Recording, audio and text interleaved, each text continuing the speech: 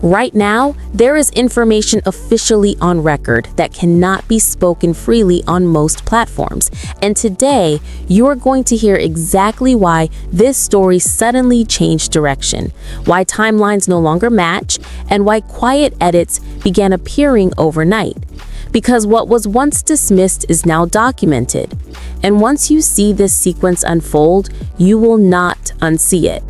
The story does not begin where most people think. It does not begin with public statements or headlines or viral reactions. It begins in quiet rooms, during moments that were never meant to be revisited. And the reason this matters is because silence always carries more weight than noise, especially in industries built on perception and management and controlled storytelling. And for a long time, what existed was not clarity, but comfort in believing that what was presented publicly reflected what actually happened. And yet what we are now seeing is that behind the scenes, timing never matched tone, and reactions never aligned with access. And when those subtle inconsistencies begin stacking on top of each other, the illusion starts to thin. And once the illusion thins, the audience begins to feel the shift, even if they cannot yet define it. And that unease is what drives attention, because people do not always react to certainty. They react to instability. And right now, instability is everywhere. In this timeline, relationships pivoted without explanation. Communication halted at exact moments where it should have intensified, and individuals who once appeared aligned suddenly altered course, all at the same time. And synchronization like that does not happen organically. It requires decision, it requires coordination, and it requires motive.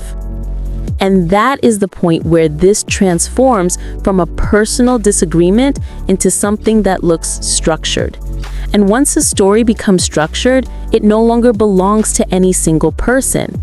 It becomes a system with moving pieces.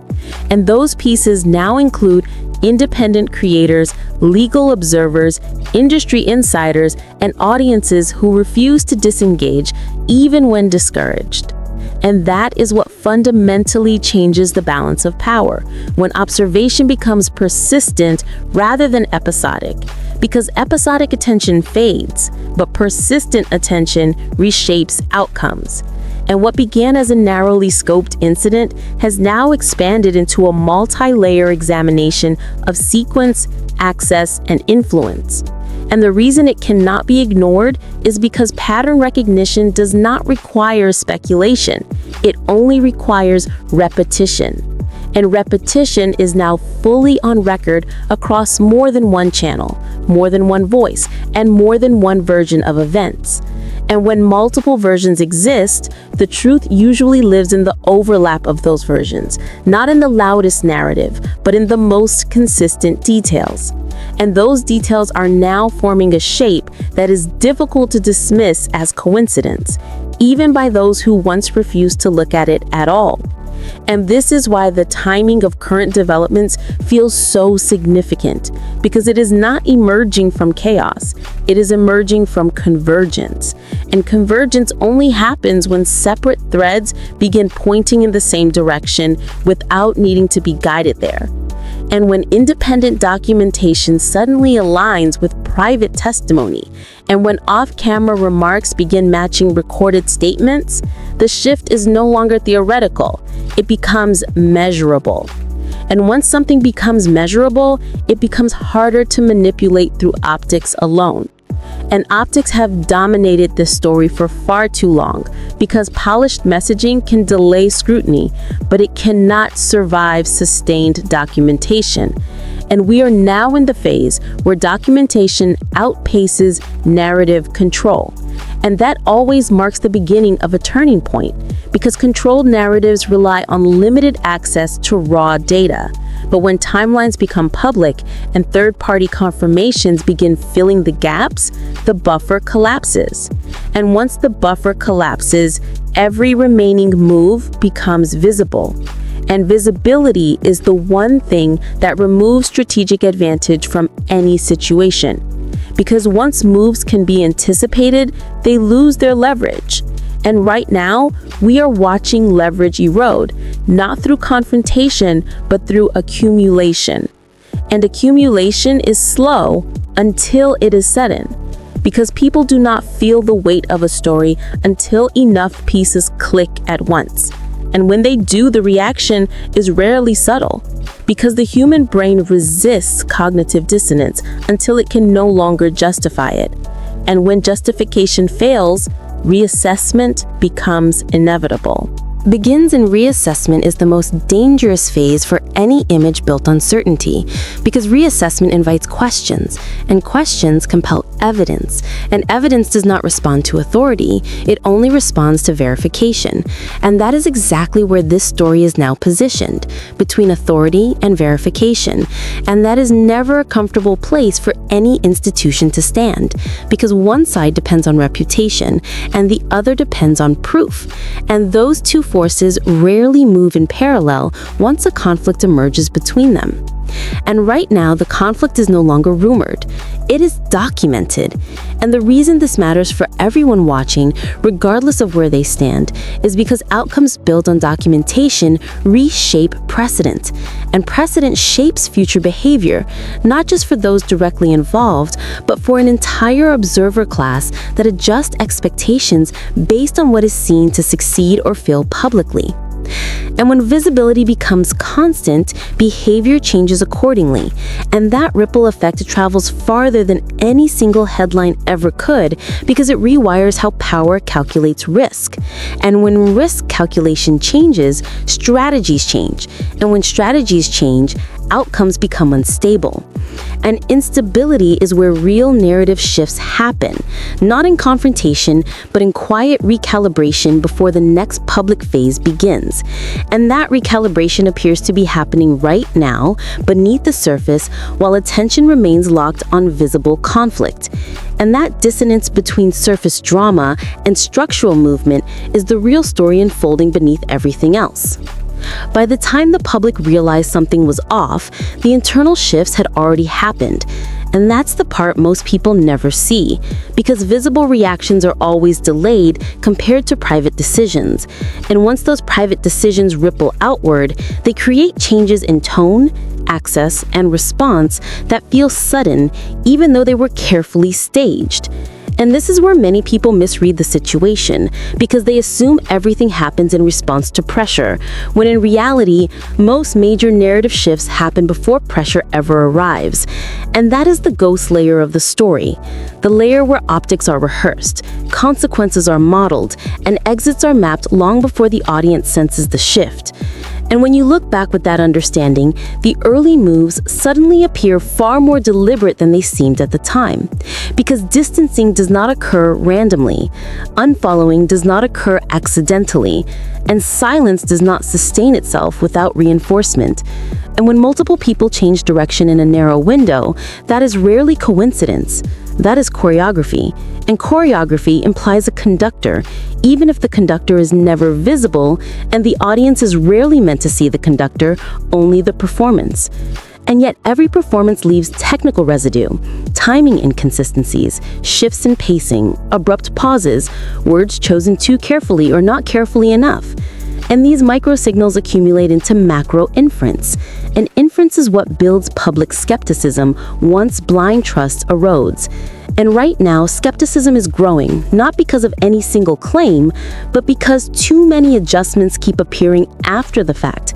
And retroactive changes always signal defensive positioning, rather than confident truth. Because confident truth rarely needs editing once it stands.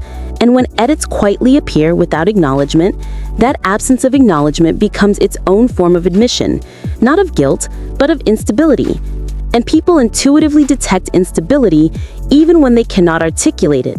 And that is why watch time increases during moments of uncertainty, not because people enjoy confusion, but because they sense that the next clarification may redefine everything that came before, and that anticipation is the engine of sustained attention. And sustained attention is the one thing narrative management cannot fully control. Because once audiences commit to long-term observation, every attempt at redirection becomes a new data point rather than a reset. And that is where many systems fail, because they were designed for short-lived scandals, not for prolonged inspection. And prolonged inspection reveals behavior patterns that short cycles conceal. And this story has now crossed that threshold into prolonged inspection, where past choices are continuously re-evaluated in light of new context. And that re-evaluation does not stay neutral. It leans toward causality, because humans instinctively connect dots once enough dots exist. And enough dots now exist that people are no longer asking what happened. They are asking why it happened the way it did. And why is far more dangerous than what, because what can be spun. Why demands motive. And motive is the one thing that cannot be crowdsourced through public relations. It must be inferred through sequence and outcome. And sequence and outcome are now aligning in ways that are increasingly difficult to dismiss as misunderstanding. And this alignment is what gives the story its weight. Not volume, not outrage, not speculation, but structural coherence across independent threads. And once coherence emerges, the story becomes resilient to suppression, because suppression only works when claims are fragmented. But when claims interlock, suppression draws more attention by highlighting absence rather than presence. And once absences become noticeable, they invite inquiry, not compliance. And inquiry compounds when unanswered, which is why unanswered questions accelerate rather than decay in digital spaces. And that acceleration changes how platforms themselves respond, because they are engineered to reduce volatility, not amplify unresolved tension. And yet unresolved tension is exactly what is driving engagement here, not because of sensationalism, but because of contradiction. And contradiction naturally resists closure. And closure is what institutions rely on to restore normalcy. And without closure, narratives remain suspended, and suspended narratives keep observers engaged because they are unresolved puzzles rather than completed stories. And humans are neurologically wired to finish patterns once they begin to follow them. And that wiring does not care about public relations strategy. It cares about coherence and meaning. And that is why meaning becomes more powerful than messaging once disbelief sets in. And belief is now shifting, not in one direction, but away from certainty itself. And once certainty dissolves, every side loses control of interpretation, because interpretation becomes decentralized across millions of individual observers, each comparing notes, each identifying inconsistencies, each amplifying micro details that previously went ignored.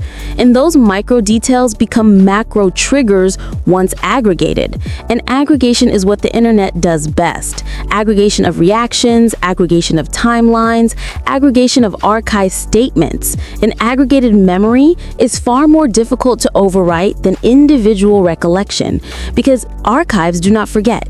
And once archives contradict real-time messaging, the trust gap widens.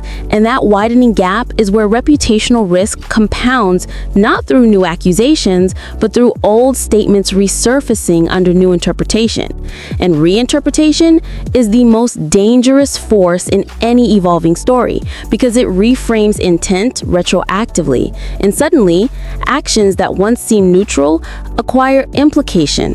And implication reshapes perception even without new evidence, because context itself becomes the new evidence. And context is now shifting rapidly around this case, which means actions taken months ago are being reread through a lens that did not exist at the time.